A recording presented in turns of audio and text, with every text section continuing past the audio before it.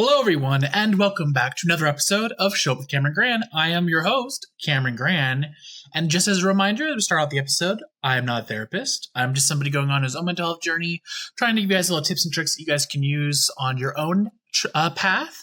Take what you've all I will say is my goal is just for you guys to try things that you hear, and if they don't work for you, you can forget them, and if they do, you can keep them, because a lot of the times, mental health is kind of an adventure, where it's more of like a treasure hunt where you find the things that work best for the way that your brain works. Because there are definitely skills out there that I've tried that don't do anything for me, and then there are skills out there that do a lot for me. So it's kind of like I don't want to call it a choose your own adventure, but it just definitely is piecing together the puzzle pieces. That was the strangest way I've ever put that in my life, but let's move on.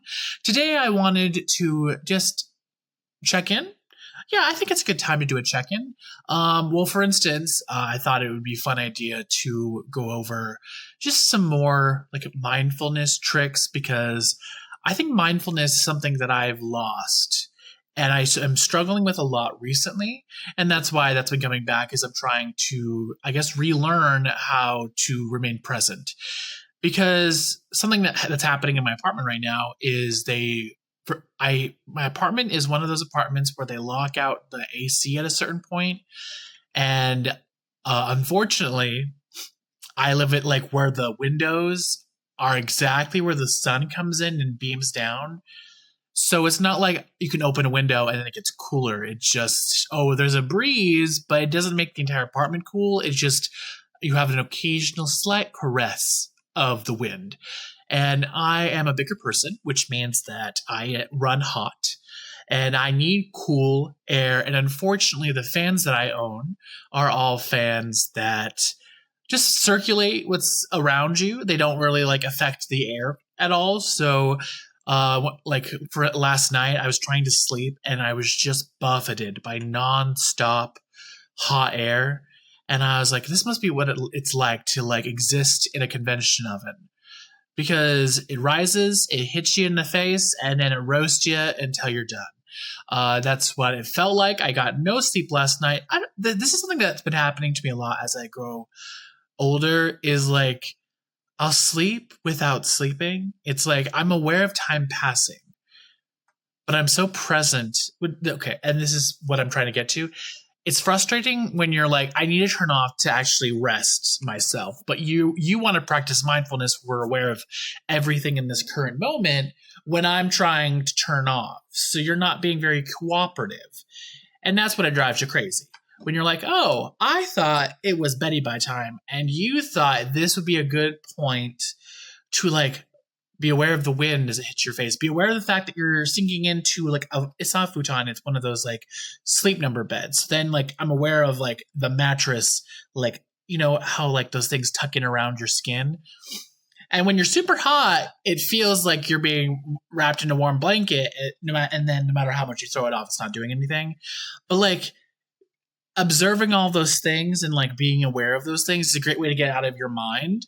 But it's not a great way if the goal of what you're trying to do is sleep, because then you're not accomplishing the actual task. And that's kind of what happens a lot with certain times when we're like struggling, is we'll be so focused on what we want to be doing that we lose opportunities. For instance, at a certain point in my life, like last night, I was like, I could continue this non-functioning relationship of me trying to sleep in this hot bed, or I could take this opportunity to be like, you know what? I guess God has chosen for me to get up 45 minutes before I want to, so I can just take my time getting ready. Just you be a leisure shower, a leisure time getting dressed.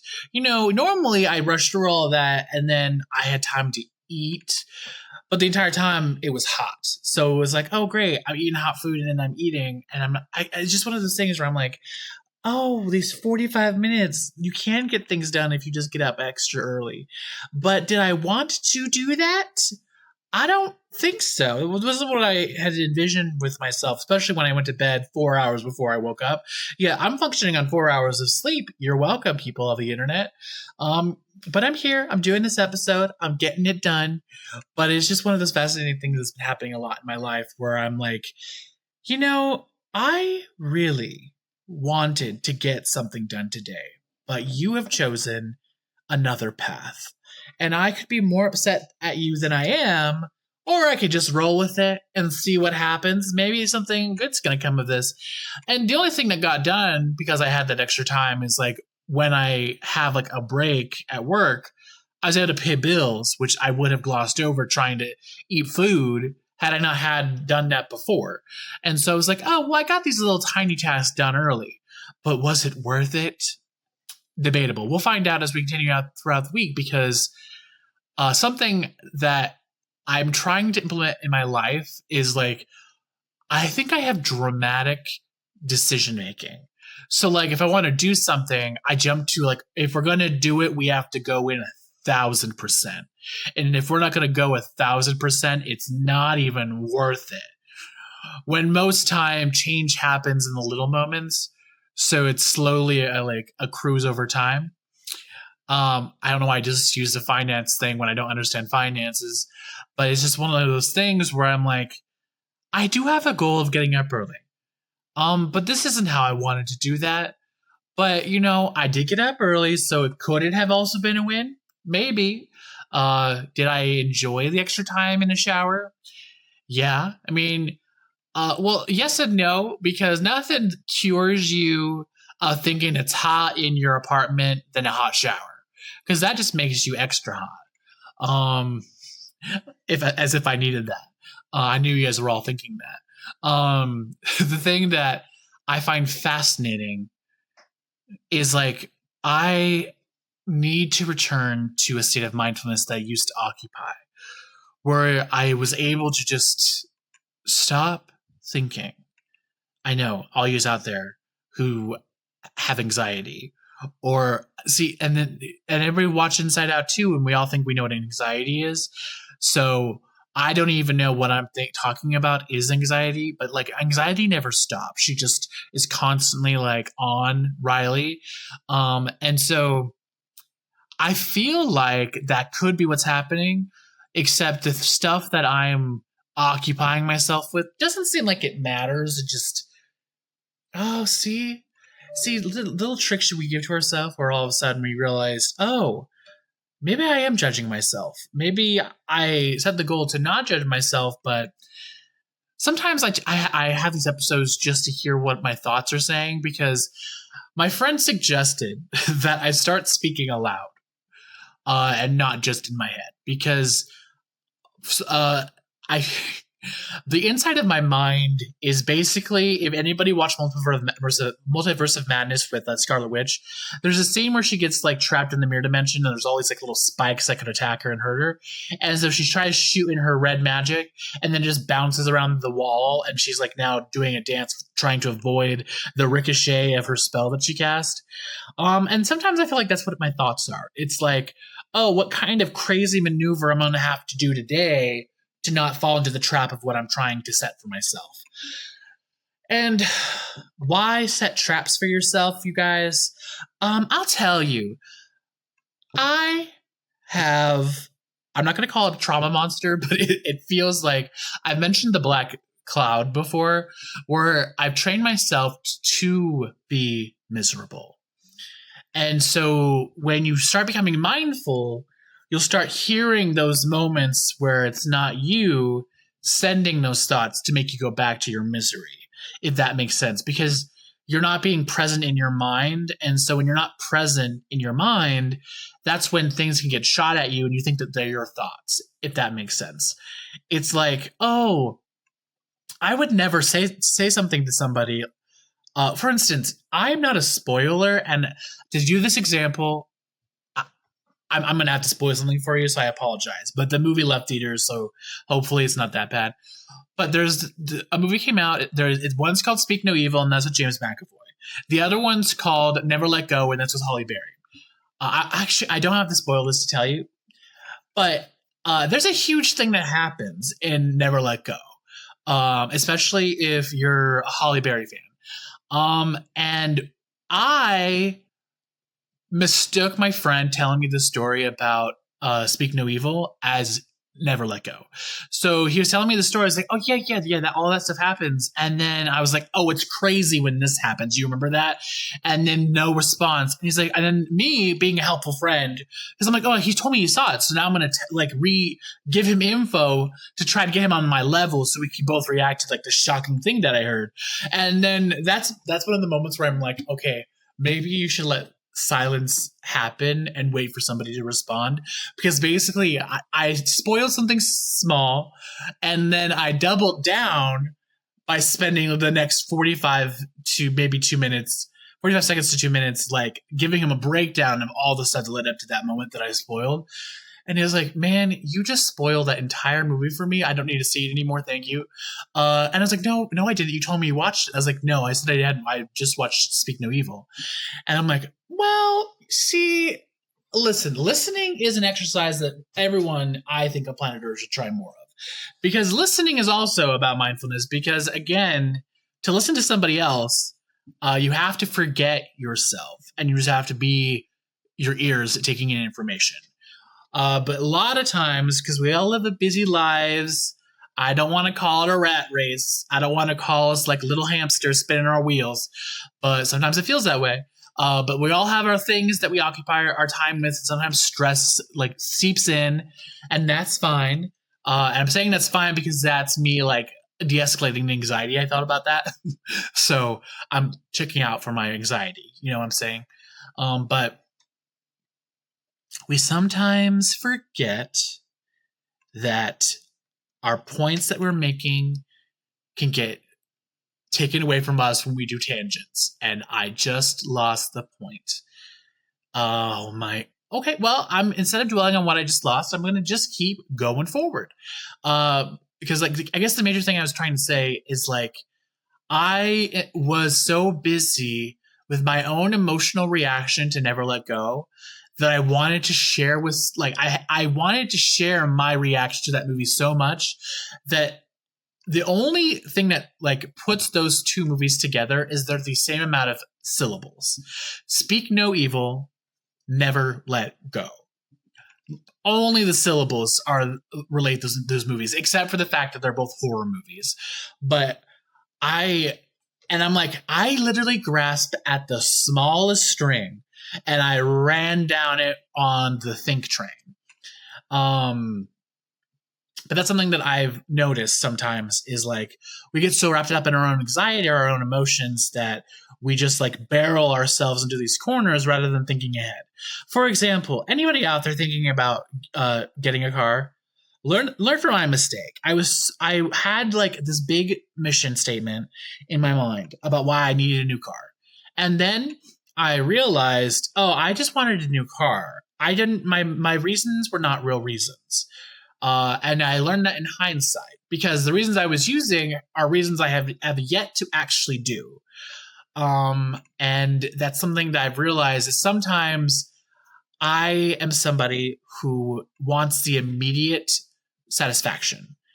And when you don't train yourself to have like delay responses to something, like usually when you're in a competition, like you don't win until like the ceremony, like the Olympics, like everybody competes. And then at the ceremony is when you actually get like the award for winning something.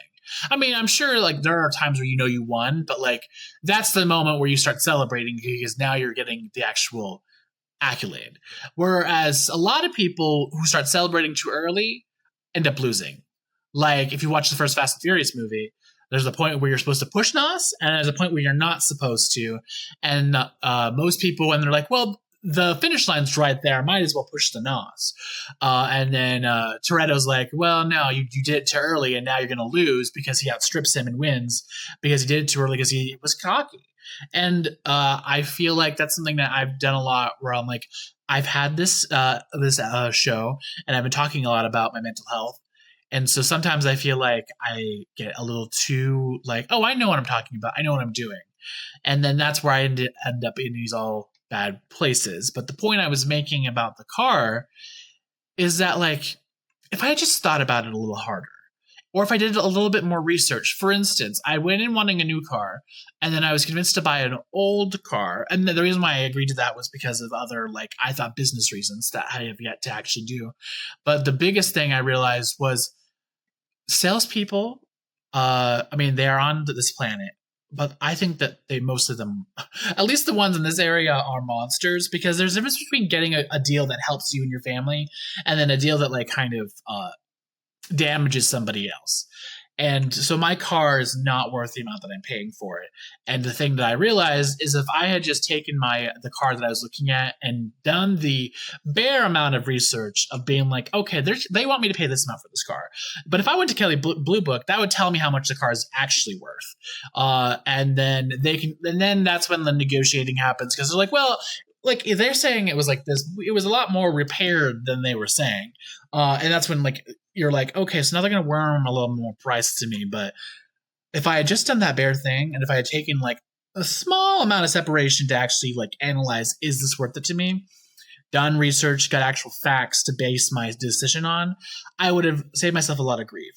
And that's kind of the thing that I've noticed is like when I am in my peaked area, as we all have, when I stop thinking and I'm just like, okay, well, now we're over the threshold and I don't want to think, but I'm trying to de-escalate in an area where if I start thinking, it gets worse.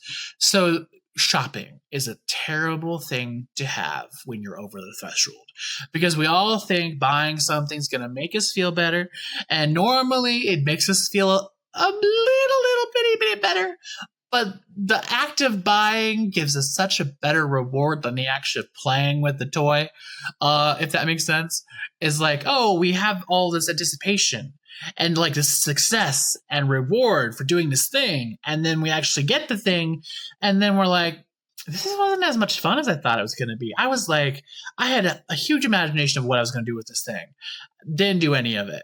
Partly because like other things came into play speaking of the car, that were more beneficial to me than the reason that I had for getting the car. And if I had known beforehand, I would have just kept my old car and paid it off.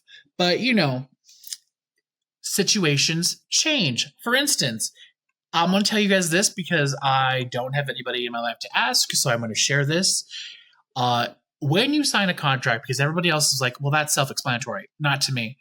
I thought that if you paid a lot down the road, that readjusted how much your rate is. For like, if you pay like $800 for your car every month, if you do a huge sum down the road, my thought process was, okay, and then now, because you've paid that sum, it's going to reduce the amount like they're going to need every month to pay off the loan. Nope. What happens then is they're like, well, you can skip out on like a couple months if you want because you paid that amount, but you still have to pay $800. And had I known that I was going to get locked into that, I probably would have said no, thank you. But you know, life is a lesson. That life has all these little lessons that we're learning. If you've been watching my YouTube channel, Grand Central, you'll notice that I've started like thank yous. And some of those, if you guys watch them, you're going to be like, why is he thanking this person? I'm thanking the life lessons that I've heard in most of these things. There are things that made me who I am. Some of them are negative, and they might be real people. They might be situations. They might just be these things that occurred. And some of them might just be like TV shows, movies, books, like these things that really helped me learn something so I could protect myself either for the better or for the worse. For instance, I've talked about family therapy before on this channel, and the one that I thought was beneficial to me growing up was, her name was Susan, based off the Fantastic Four, who creates force fields so people can't harm them. I have a reaction that's kind of in the like fight or flight response, so it's harder for me to like catch and stop or listen or hear, because like fight or flight is one of the hardest things when you go over the threshold to combat against when you're struggling, because that's so animalistic, so deep in your core, that's when you find out who you really are, or what you would really do in a situation. But like Susan, it was something I created that's like the freeze response, where like sometimes the best thing might be to not act at all or just try to be invisible. because then at least you keep living. And then you realize down the road, after time has passed, that like you lived, but did you actually have that time? You know what I'm saying? Because like our time on Earth is finite. We all have a certain amount of time, and then it's up, and we can either spend that time like not being present in ourselves, or we can spend it being active participants. And I am fighting and trying to dig myself out of the hole of being an observer. There's a horror movie that came out that's called Nerve, and something that in my head that I constantly hear is, "Are you a watcher or a player?" And that horror movie is based a lot on like I think adrenaline and like rushes of like success or fear. So it's not like the best example, but the thing that I reason why I hear that all the time is sometimes I'm like, well, are you wanting to just observe your life, or do you want to actually participate? And so sometimes I'll throw that out to myself to motivate myself, because I'm like, you say you want to be somebody who has all these things accomplished, but then you spend a lot more time observing life and not as much living it. And that can be a hard lesson to learn when you're like, oh, I had all these plans and I'm not doing any of them. And like not getting plans done on a deadline that you thought, it can be disappointing, but like the deadline not being met isn't what should be observed. It should be more of like, what are you doing on the process? Like the movie The Wild Robot that just came out, the animated movie, there's like this beaver who just is chewing down a tree, and everybody doesn't understand why he's doing it, because he can't take that and build a dam from it, because that's what beavers do. But he just says, well, the whole point is not to chop it down. The whole point is that I'm a beaver, I chop wood, and so the process of chopping wood is all that I'm really here for. And if this tree should ever actually fall down, because it's huge, it must be like a red oak or something, it's a giant tree. And that's kind of what I'm learning is like, oh, well, there's watching, and then there's participating, and then there's like the in-between where you're building up to participating. And I'm like on the in-between right now. I'm trying to get to be a player soon. Not, well, you know what I mean? I don't want to be a player, but like I want to be in the action. And that's something that like I'm aware of now. And also there's like when you develop mindfulness, you'll start to become aware of what your space says about your mental state. And I am somebody who will tell you I have never associated like cleanliness as being a direct result of my mental state. But the more I've lived, the more I've realized that no, when things get dirty, it does affect me a lot. And I did not realize that before. I never considered myself to be a neat freak, but that derogatory term. I never considered myself to have a need to be clean. And then when I realized, oh, I've been depressed for weeks because my entire living room is occupied with stuff. And it's not that I have a problem with the stuff being in the living room, it's that it's in a giant heap on the ground, and now I can't use that space, and my spacious living room is now just like a storage closet. Whereas if I put them in it like cubbies or like on desk and like actually organize it, I can still do the thing that I was intending, which was sort through and figure out what I want to get rid of, because a lot of it is me dealing with like my mother's storage unit stuff, and I still haven't really done that because I've been avoiding, because avoidance is in my soul. I'm working on it, don't worry. I'm trying to stop avoiding things, because it never leads to anything good. A lot of times finances are things that I avoid, and normally when I finally just address them, that's when life gets better. But I would rather, run, hide, pretend life isn't happening until, we're on the verge of homelessness. And you're like, that's an exaggeration. No, that's not an exaggeration. I did that before. I know I'm capable of it. And if I continue to ignore what's going on in my life, I could go right back there. And that's a reality that at one point in my life would have scared me, but now it's like, okay, we know this is something that we do. What are steps that we can take to circumvent that? how can we prevent ourselves from walking down this path again? How can we be better? And for me, I'm like, well, let's just organize my space. I don't need it to be perfect, but I need it to be like, oh, we've now entered our home. It's relaxing. We're set up for success. We're not set up to be like climbing over things and not having a direct route to like things that make us happy. And I don't know, maybe it's Susan, because I also feel like, again, Susan is like a force field I put up to not act. And I always thought it was like to protect myself from danger, but it is also the biggest thing I'm afraid of is failure. And so now sometimes I'm like, well, I was having a lot of success in this, and then I was afraid of the success going away. So now we're just going to stop entirely, because you can't have success if you don't try at all. And that was a huge revelation that like I was willing to not try because I didn't want to risk failure. And a lot of people who are successful tell you, well, the only way we got here was by failing constantly. So I wanted to get rid of like that fear of failure because it doesn't serve you.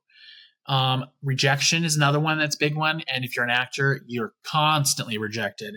And if you're a big actor, you're constantly rejected, and people think they have a right to say things about you rather than just say you're not right for the part. I don't need a dissection of your opinion about why I am. If you don't want to hire me, that's fine. I'll go and find other parts that might have a need for who I am. But like, you shouldn't attack somebody's character. For instance, spaces where you're like working on your craft. I'm currently doing classes to get back into like acting, and if some things existed in this class, I wouldn't be able to perform because acting is something that I find very sacred, and like other people like commenting on my acting doesn't bother me as long as the people involved in our group doesn't say anything, because to me, acting with somebody is like a form of love. If that sounds very weird, but it's like, we love this craft, we love this thing, and we trust each other to enter a space and have each other's back and allow these scenarios and stories to come out rather than judge ourselves. Because if we judge ourselves or somebody else in the group, then the audience is going to judge us and actually be right about something rather than them not understanding something we're trying to convey. And like, art is subjective, and I've always known that, but it's kind of like, oh, as long as I have that trust with my scene partner, I think I'll be good to act as anything. As long as things are broken down and you know what you're going into, because that's actually one of the things I love the most about acting is like, what's going to happen because it's in the script. So nothing surprising can happen. You can act surprised and you can forget. My friend cannot stand the fact that I've trained my brain to forget things.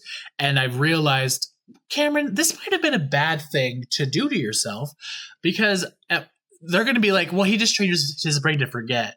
And then you're like going to reach a time where like you get older, and then certain things that could be like dementia or something, people are like, oh, he's just forgetting because he wants to. And I'm like, oh, I really should like not do this. And I've been trying to stop because I like rereading books. And the thing I realized is the thing I love most about reading books is like rediscovery, like finding things I didn't know about before, or re-entering the world for the first time. Re-entering a world that I know I love for the first time is not as good as entering it for the first time. So I trained myself to forget entirely. Like, oh, that's not here anymore. But if I can do that for stories and books that I love, why can't I do that for my own self? For instance, a lot of time I'll be out there and I'm trying to find a relationship. But every time I try to go out there, all I can think about is all like the rejection I faced growing up, just existing. Not even trying to be with somebody, I was rejected and told that I was trying to do something with people. And then that made me insecure about doing anything with anybody ever, because I thought I was doing something wrong and it wasn't just people bullying me. And that's why checking in with other people is important, because I didn't have anybody at my school I could trust to check in about this stuff. So I just thought it was true. And that's when I think childhood is when it's very easy to implanted thought as truth. I mean, if you just watch Inside Out 2, bringing it up again, where like anxiety just takes thoughts and puts them into core memories without thinking about whether or not that's something that will be beneficial for somebody over the long run. And I think learning how to challenge those negative thoughts is very beneficial, because then that's how we discover like, oh, this is a core belief that I have. And our thought is, oh, it's a core belief, so it must be just. That's not true. Sometimes we have core beliefs that we learned because it was just like implanted in us over and over and over again by so many people that we just started to believe it. For instance, I know this is not true, but I'm going to share it with you so you guys can hear the vulnerability, I guess. Is an untrue core belief that I have is that I am not worthy of love by anyone, because I was bullied so much at school and people told me I was not worthy of love. And then I went to my family and told them and tried to ask for help. And I was kind of laughed in the face and then bullied further on the same grounds. So then it was like two different groups. One, everyone cares about people in school, but like I never cared about like my peers' opinion. I cared more about my family's opinion, because we care more about the opinions of people we love than strangers that we've never met before, because those people don't know us. The people we love are the people we give our hearts to. And so we think that when we give our hearts to somebody else, that we can like trust that they'll have our best intentions in mind. And that's not always true. Sometimes things happen that where people forget that you like what your relationship was based off to begin with. That happened with me, and it was a very hard thing to like sever what I thought was the deepest connection I'd ever had in my life. But I severed it because I realized that this person that I loved so much had started to forget who I was as a person and only ever saw the trauma that other people, like my close family, was like inflicting on them. And like, so they started to believe the fact that like, oh, everybody in this family is this way, rather than, oh, these are just two individuals who have an issue with certain things. Because both my mom and my sister struggle with drug addiction. And so they treated other people very badly, because most of the time it was like, how can we use somebody else to get what we want? That was the mentality. Sorry to say it. But when you do that to a lot of people, it means a lot of people that aren't in our immediate family, but our family, start to believe that it's just the entire like family does it. And I was very close to somebody, and then I could tell something had changed, because they were treating me like I had done something to them when I hadn't spoken to them in a very long time. And like they were saying things as though we'd had conversations. And I was like, these are all things that I have nothing to do with. And everything being brought up are things I wasn't even aware of that were occurring. And when I tried explaining it, I was like, something happened between my mom and my sister and this other person, and it shattered our relationship. And I can't even point that out to that person because they would not understand it. Like, that's something that I struggle with sometimes, is like, I have such deep emotions that when I try to explain them, I start to realize, oh, I don't know how to explain this in a way that's concise enough for somebody to understand where I'm coming from. For instance, the thing that I realized I was missing most from friendships is like, I am an introvert who happens to enjoy extroverted, not qualities, but extroverted activities. But at my core, I'm an introvert. And the thing I realized I needed most for some of my friends is just to ask me to be there. Otherwise, I feel like I'm a waste of space. Again, another not true core value that I'm working on, but it is a core belief, not value. It's a core belief that I have that I'm working to like let go of, because a lot of people don't return the action of asking for time. And when people don't return like that thing, I feel like I'm inflicting my presence on them, because they would rather spend other time doing something else than spending the time that we're spending together. And if that's not true, that's a very long-winded thing of explaining what I just said. But what I was looking for with this person was simply, hey, it's been a minute. I'm free on Friday at 8. Are you free? Because if you're free, we should hang out. That's all I was looking for. Like that simple sentence is you inviting me, telling me that you set out this time for us to hang out. And then that would have let me let go of so much things, because then it wasn't on me to like initiate something. And that was a hard thing to grasp for me, is like, oh, I need that from people, and I don't know how to share it with them, that I need them to make time for me and let me know that it's for me. Or like sometimes like it's just spending, again, time can be either intentionally together, or it can just be like, oh, we all have to work on these important things in our lives, and we could do that alone in our apartments by ourselves, or we could do that at Starbucks, or we all have laptops now. We all could like gather in a living room and we could just be with each other in one room working on stuff. So like we're not talking as much because we all know we're working on stuff, but we're spending that time working on something together. And that's something that like I learned now what I was looking for, because I realized, oh, that's what I was looking for to see from somebody. But the thing I was expressing was a very convoluted thing. And I'm trying to work on how to explain things better, because I love books. I love stories. And a lot of the stories I read growing up were very long-winded. And so I learned how to be like, let's make a poem out of what I want. Let's make it beautiful. Let's make it sparkle. Let's throw anything we can at it. And then the person's like, I've been sitting here for 10 minutes and I get that you want something from me and I can try. But what do you want actually from me? Because that's a lot of things in 10 minutes. And I know that you only had one thing that you wanted, but I lost what you wanted from that one thing in the 10 minutes of beautifulness. Yeah, there's a beauty in being concise. You know what I'm saying? But that's things that I learned because I was being mindful and like listening to myself talk. Because I'm like, oh, I'm saying I want this stuff and I'm being very long-winded. And then I'm like, oh, this is what I'm saying. How can I make it simple? And then I'm like, okay, now we can say it. But like, that's kind of the things that I've started to realize because I'm having conversations aloud.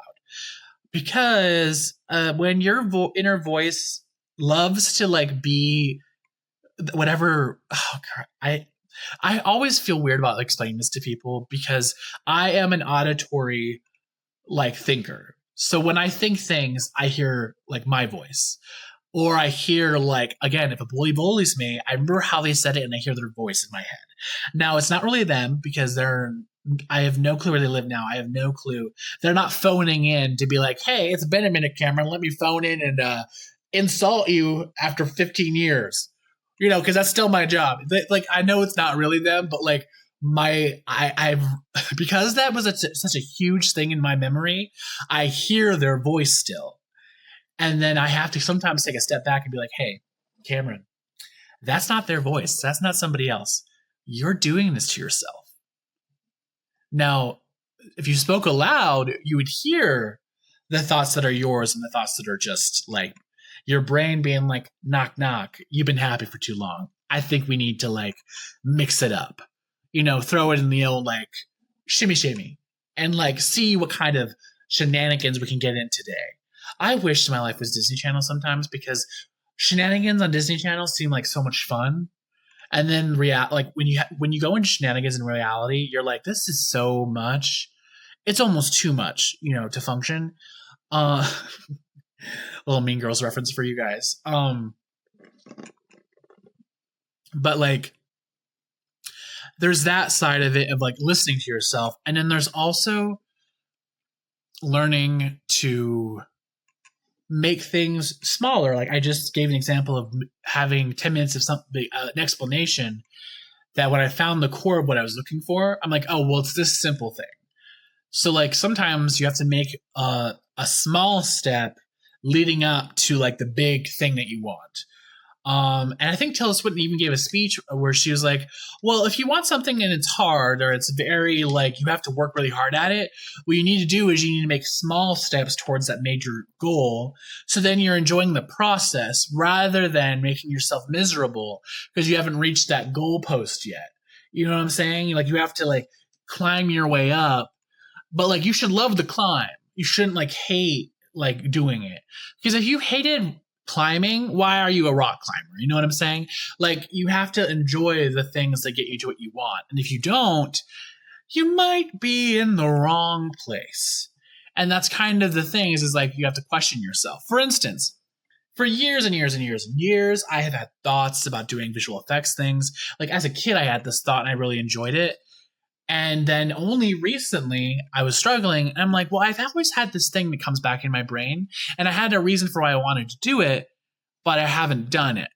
And if I just spent the time doing it, I would know, oh, okay, I can get this thing done. All I have to do is just do a little bit more commitment and I'll get there in the end. Going down a little bit. But the thing that I want to leave you guys with is just that the biggest thing I can suggest for anybody who feels like their brain is always bouncing things around, ricocheting, like you don't know what you're trying to get because it feels like it's always echoing and it's hard to hear what the thought was at the beginning before it started reverberating. Just speak aloud, because sometimes we get lost in the chaos of our mind. If we just spoke aloud, we could just like tune our ears to just hear what we're saying. Because sometimes this is why when you like write a book, they're like, okay, well, you wrote it in your brain and you put it on paper. So that's one task. Now, grammar exists. Now, everybody hates grammar because they're like, well, now my story has to change because of grammar. Well, or you could be like, well, are we sure what you put on paper even makes sense? Read it aloud. And something that they teach you is like, well, if you're doing it right away, you can't read it right. Like, you can't do it right away. You need to either start, like, something that my editing teacher told me was like, oh, if you wrote a chapter, if you just finished it and you want to edit it, you can't start from the beginning and edit it. You need to be like the last paragraph, like first line. How do I make this more clear? And you have to like dissect it like it's its own separate thing for each thing leading all the way back to the beginning of the chapter. Because otherwise your brain is so focused on the story that you just made that it won't catch like the details that are making it hard for somebody else to process. And then the other suggestion she said is like, also say what you wrote aloud. Because sometimes the way we think we wrote something isn't how it actually is going to be read by somebody else. And that's why the way we think about things might actually not mean what we think it does if we say it aloud, because then we're hearing what we're telling ourselves. And then we're like, oh, that's not what I meant at all. Like, for instance, I've said a couple of things in this like last 45 minutes video where I'm like, oh, well, I was not trying to bully myself or shame myself. And then I was like, oh, I just did that again. And I heard it as not that. But when I said it aloud, I'm like, oh, no, that's definitely a statement I'm telling myself to make myself feel bad. And then I also like point out some things that I know are like bad core beliefs, and that's not what I'm talking about. But to work on those core beliefs, you have to actually catch them in action. And then like reprogram your mind, because that's kind of what DBT is. It's like, oh, well, you've existed for this amount of time using these pathways that you've created, but those pathways are not serving you.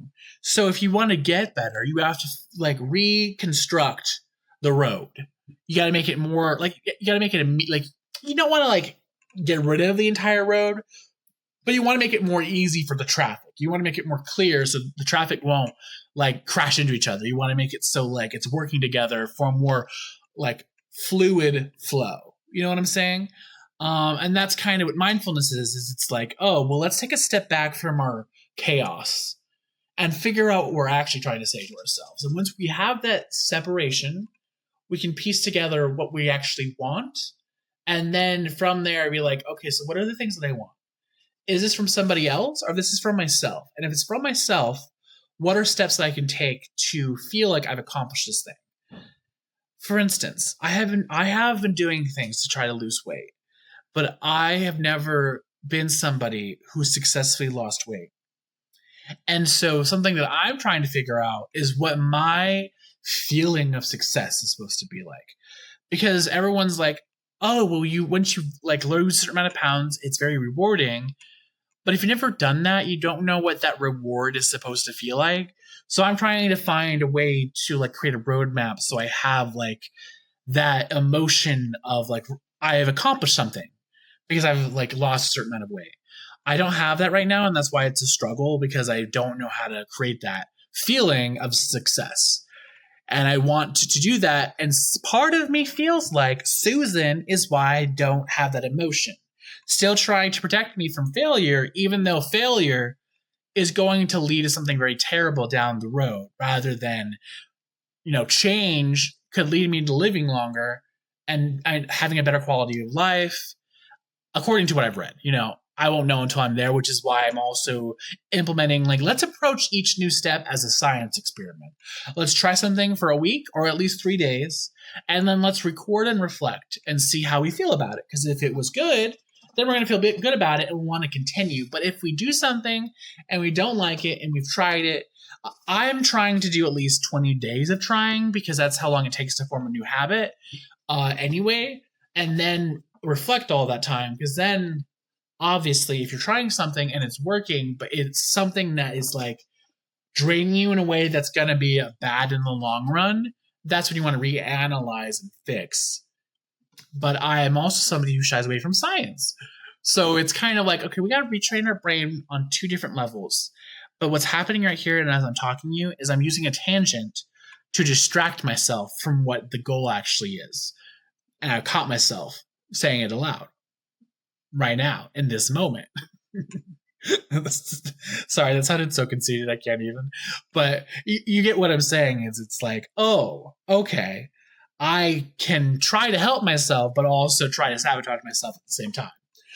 That's a wonderful game of mental health. And I'm so glad I could share it with you guys. I'm so happy that the game is so easy. Anybody can beat it. If only, my friends.